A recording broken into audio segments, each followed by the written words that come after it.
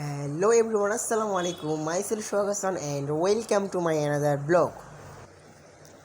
আজকে বিকালে আমি আর নাবিল একটু হাঁটাহাঁটি করছিলাম। তো আমাদের এলাকার পাশে একটা হাট বসে, যে হাটের মধ্যে জামা কাপড় ইত্যাদি অনেক কিছুই পাওয়া যায়। তো আমি আর নাবিল এই হাটের মধ্যে একটু ঘোরাঘুরি করতেছিলাম।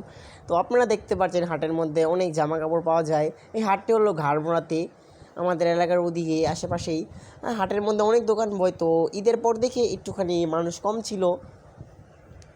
তো আমরা হাটে বেশিক্ষণ থাকি নাই, আমরা একটুখানি ঘুরে এক সাইড দিয়ে ঢুকে আরেক সাইড দিয়ে বের হয়ে গেছি গাইজ। তো আমরা হাটের মধ্যে বেশি ঘোরাঘুরি করি নেই।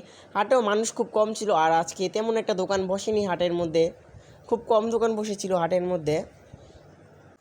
মূলত এই হাটের মধ্যে মহিলাদের বেশিরভাগ জিনিসপত্র পাওয়া যায়, ছেলেদের খুব কম জিনিসপত্র পাওয়া যায়। ধরতে গেলে ছেলেদের কোনো জিনিসপত্রই পাওয়া যায় না এই হাটের মধ্যে।